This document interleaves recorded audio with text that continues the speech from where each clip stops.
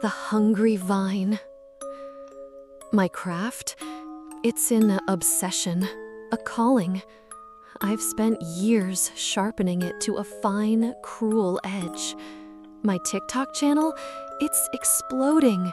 Likes, shares, donations pouring in like blood from a fresh wound. Every story I post pushes me closer to escaping the gray hell of my 9-to-5 job and the coffin-sized apartment I call home. Each video is a ritual.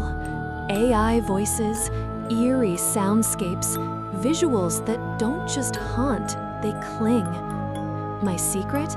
I dig through the internet's dark corners, scavenging stories no one's guarding, free words ripe for repurposing. Ownership? Please. Stories aren't sacred. They're forgotten, abandoned, until someone like me resurrects them. Sometimes these so-called writers crawl out of their digital graves to accuse me of theft. Handle names like Nightmare Weaver 777 or Gloom Stalker 999. Pathetic. If they wanted their stories protected, maybe they shouldn't have tossed them into the void for me to find. One story, though, gnawed at me. It was about a houseplant. Not just any plant, a hungry, living thing. It started by stealing meat from the narrator's plate, then took something far worse. Ridiculous, right? And yet, it echoed too close to home. Because I have one of those plants. A hulking, dust-caked monstrosity inherited from my grandmother. Yellowing leaves, gnarled roots, and a stench like damp rut. Mom couldn't bear to throw it out, but couldn't stand it in her house either, so she dumped it on me. I used photos of that very plant in my next video. The effect? Immediate, authentic, terrifying, viral. The likes came first, then the donations, then the noise. A whisper. No, a rustle. Soft, dry, like dead leaves scraping across stone. I froze. My eyes flicked to the corner of my room. The plant hadn't moved, but it felt different, taller, closer. Its jagged shadows spilled across the walls like claws. A memory surfaced. What's the time, Mr. Wolf? Our old schoolyard game. We crept forward until the wolf turned, grinning with teeth too sharp, eyes too eager. I hated it. The way he lunged, always hungry. "Sam, dinner's ready." Mom's voice shattered the trance. I stood, slowly, every instinct screaming not to turn my back. "Dinner," she snapped again. "Coming," I yelled. That's when it struck. A pain like a whip cracked across the backs of my knees. I stumbled, nearly falling. My breath cut. I didn't look back. I ran. At dinner, I said nothing at first. Then, trembling, I whispered, "Mom, that plant, it has to go." She didn't even look up. "Throw it out. I don't care anymore," she muttered, her voice hollow.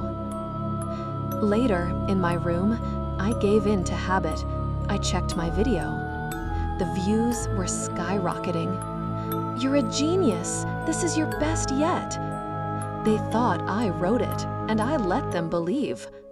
Then, again, the sound. Rustling, louder this time, deliberate. Before I could react, a thick leaf lashed out, coiling around my leg like a python. It pulled tight. Another wrapped my wrist. I thrashed, screamed. No one heard.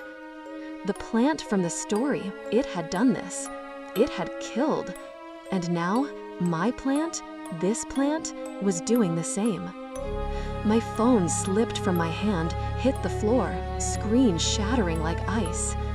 I reached for it, too late. A leaf slammed across my mouth, silencing me. The taste was foul, earthy, rotten. I gagged. "Sam?" Mom's voice outside the door. I tried to scream, to warn her, but the leaf held fast. She opened the door. Her eyes widened. The plant froze.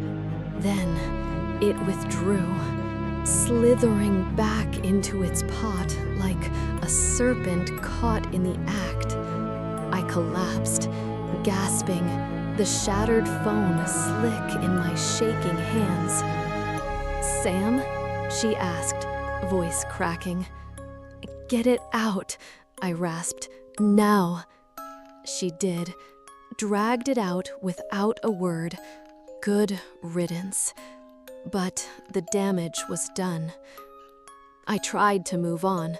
I stopped posting for a while, couldn't sleep, couldn't stop jumping at every creak. Still, the numbers called to me, the followers, the money. So I came back, but not to that story, never again. Except, it won't let me go. Even now, when the house is silent, I hear it, that faint rustle, like breath held in a pile of leaves. Mom swears she threw it out, but my new phone, its camera sees things, long shadows, twitches in the mirror. Sometimes, in the reflection of the screen, I catch a flicker, something watching. I don't post about it, yet. I'm looking for safer stories, lighter ones. But deep down, I know. The plant may be gone, but its hunger, its shadow, still here, still waiting. For me to slip, for me to tell one more story.